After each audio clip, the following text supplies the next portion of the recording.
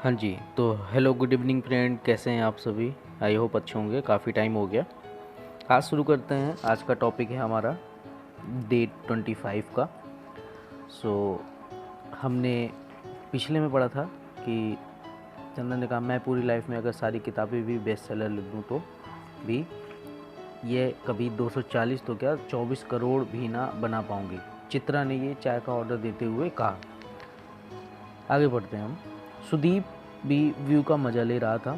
चित्रा, अगर मान लो तुम्हें एक भी पैसा ना मिले, तुम्हारी एक भी किताब ना बिके, तो क्या तुम लिखना छोड़ दोगी? नहीं, मैं फिर भी लिखूंगी।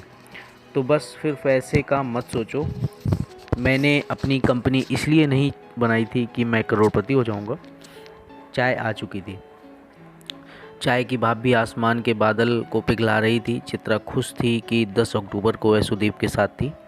खैर ये बताओ क्या करोगे इतने पैसों का? चित्रा ने चाय के ग्लास को दोनों हाथों से पकड़कर घूंट लिया। तुम्हें चाहिए तुम ले लेना, इतना तो है कि काम चल जाए। वैसे भी कौन सी मेरी शादी हुई है कि बीवी के सामने नखरे करूं और नखरे नखरे झेलूं। इसलिए तो रिटायर हो रहा हूं। सोच लो, रिटायरमेंट के बाद करोगे क्या?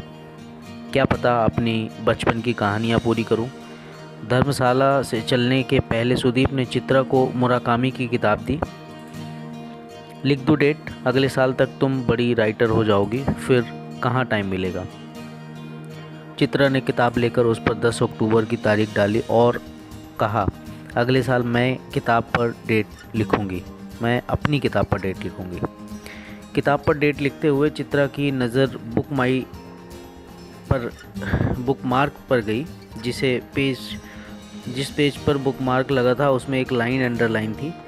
But one thing is certain, when you come out of the storm you want be the same person who walked in.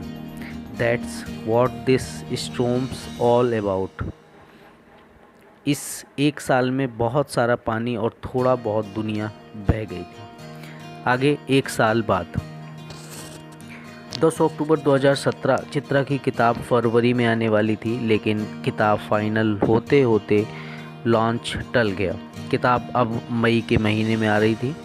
उसी समय अमीश त्रिपाठी की नई किताब सीता आने वाली थी।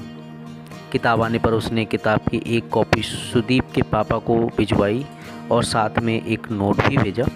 अंकल, मुझे लखनऊ किताब के टूर पर आना है, आऊँगी तो पक्का मिलूँगी।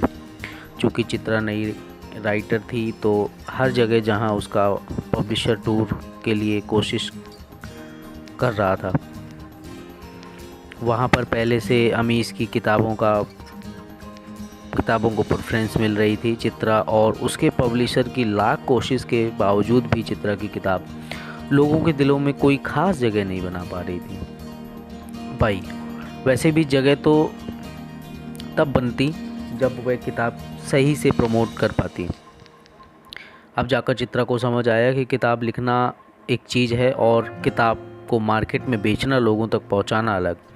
चित्रा जितना जोर लगा सकती थी उसने लगा लिया। उसको पब्लिशर के सजेस्ट भी किया कि वह किसी बड़े स्टार के से किताब लॉन्च कराए, लेकिन यह सब करना चित्रा के लिए संभव नहीं था। ऐसा नहीं था कि चित्रा की किताब ख़राब थी। अमेज़ॉन और गुड रीड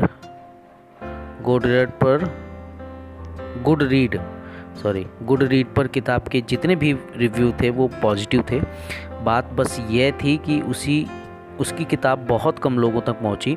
चित्रा की लाइफ का सबसे बड़ा सपना अब चूर चूर हो चुका था। शुरू में 2-3 महीने तो पब्लिशर का फ़ोन भी आता था, लेकिन उसके बाद पब्लिशर का फ़ोन आना भी बंद हो गया। असल में हिंदुस्तान में जब भी कोई किताब लिखना शुरू करने की कोशिश सोचता है तो उसको यही लगता है कि जब उसकी किताब आएगी तो लोग लाइन लगाकर किताब खरीदेंगे। जहाँ वह बोलने जाएगा वहाँ ऑटोग्राफ के लिए भीड़ लग जाएगी। कमाल की बात है, सोशल मीडिया और YouTube, Netflix, Amazon prime video के डिस्ट्रैक्शन के बाद पहले तो किताब पूरी कर लेना अपने आप में एक बड़ा काम है। उस पर से किताब आ जाना ही अपने आप में इतनी बड़ी बात हो जाती है कि किताब बिकने तक आदमी के अंदर इतना झस नहीं बचता कि मेहनत कर पाए। चित्रा किताब के ना चलने की वजह से टूट गई थी। कितने साल से उसने सोच कर रखा था किताब आने के बाद से उसकी ज़िंदगी बदल जाएगी। किताब पता नहीं कब से उसके अंदर पल रही थी। किताब का मर जाना ऐसे ही था जैसे उसको कोई बच्चा छोड़कर चला गया हो। इस बार वह सबसे ज़्यादा बेसब्री से अक्टूबर का इंतज़ार कर रही थी। उसका सुदीप से लिपट कर ज़ोर से रोने का मन था। उसने 9 तारीख की रात में सुदीप से बात की तो पता चला कि उसका केस का फैसला आना है, उसको कोर्ट जाना पड़ेगा।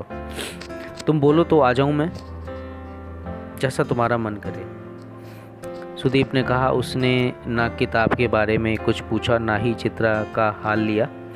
चित्रा को थोड़ा सा बुरा लगा, लेकिन जब पहली बार चित्रा और सुदीप मिले थे उसके बाद से शायद यह पहली बार था जब दोनों को एक दूसरे से की सबसे ज़्यादा ज़रूरत थी। चित्रा ने फ़्लाइट बुक की और वो सीधे ही हाई कोर्ट पहुंची।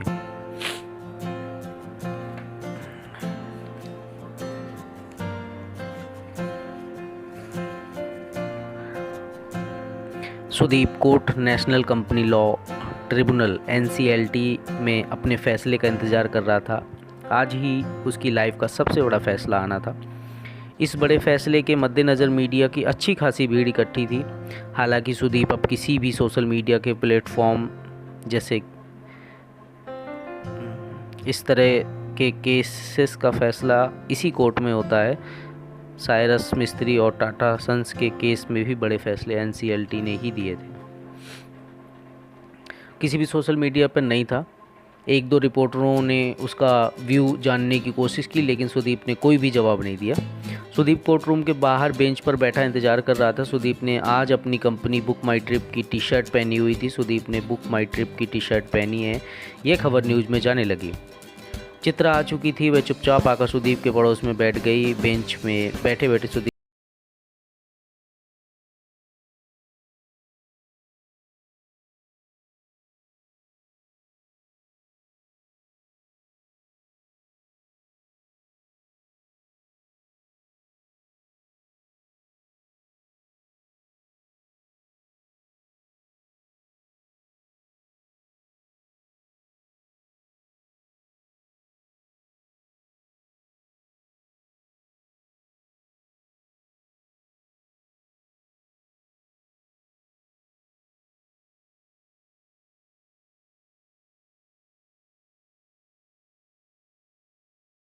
चित्रा का हाथ पकड़ लिया। बुक माई ट्रिप के कुछ ऑफिसर्स थे के साथ अभिजात और सुनैना भी आए हुए थे। सुदीप ने अभिजात और सुनैना को गले लगाया और बोला, congratulation, wish you guys an amazing marriage life. अभिजात और सुनैना दोनों ही सुदीप की से आंख नहीं मिला पा रहे थे। माहौल खिंचा हुआ था। सुदीप ने अपनी जेब से एक कागज़ निकालकर अभिजात की तरफ बढ़ाया। सुदीप ने बुक माई ट्रिप के आगे ले जाने के लिए बहुत सारी चीज़ें सोची हुई थी। उसने वो सब कुछ लिखकर अभिजात के दे दिया था, शायद ये कुछ काम आए। सुदीप ने चित्रा की तरफ देखा और बोला, बुक माई ट्रिप दुनिया में ट्रैवल की 10 सबसे बड़ी कंपनियों में से एक हो सकती है। मुझे पूरा विश्वास है कि तुम इसको वहाँ तक लेकर जाओगे। ऑल द वेरी बेस्ट अभिजात। अभिजात ने पास इसके जवाब में कहने के लिए कुछ नहीं था। सुनैना चित्रा की तरफ देखकर यह पता लगाने की कोशिश कर रही थी कि यह कौन है। इसको कभी पहले नहीं देखा। सुदीप और सुनैना की आपस में कोई बात नहीं हुई। वकील ने सबको बैठने के लिए कहा। जज साहब फैसला सुनाने वाले थे। फैसला सुनाने से पहले जज साहब ने सुदीप को बुलाया और पूछा, कभी लॉटरी का टिकट खरीदा है आपने? सुदीप ने जवाब दिया, सर लॉटरी पर कभी भरोसा नहीं रहा और मैं लखनऊ का रहने वाला हूँ, वहाँ लॉटरी पर बैन भी है। जज साहब सुधीर की बात सुनकर हंसे और फैसला पढ़ने लगे। सुदीप फैसले के दरमियान ज़मीन में देख रहा था। चित्रा ने उसका हाथ पकड़ा हुआ था। जैसे जैसे फैसला सुनाया जा रहा था वैसे वैसे पूरा कोर्ट रूम शांत हो रहा था। कोर्ट में पिन ड्रॉप साइलेंस हो गया था। फैसले के हिसाब से जिस तरह से सुदीप को उसकी कंपनी से बेदखल किया गया था वो गलत था। सुदीप अब अपनी कंपनी के 15% का मालिक था, जिसे की वैल्यू आज के तारीख में कंपनी की वैल्यू के हिसाब से डिसाइड होनी थी। आज की वैल्यू के हिसाब से सुदीप को लगभग 310 करोड़ रुपए मिलने थे। फैसले में यह भी कहा गया था कि वह चाहे तो कंपनी में काम कर सकता है। सुदीप ने तुरंत ही इसके लिए मना कर दिया। बुक माई ट्रिप को अब वह पीछे छोड़ चुका था। फैसला सुनते ही सुदीप के वकील उछल पड़े। चित्रा ने खुशी से सुदीप को गले लगा लिया। सुदीप ने कोई ज़्यादा रिएक्शन नहीं दिया। वह उठकर अभिजात के पास गया और उससे हाथ मिलाया। अपनी जेब से प्रेस के लिए स्टेटमेंट निकालकर उसने अपने वकील को दे दिया। वह अब इतने पैसों का क्या करेगा? क्या वह कोई नई कंपनी डालेगा?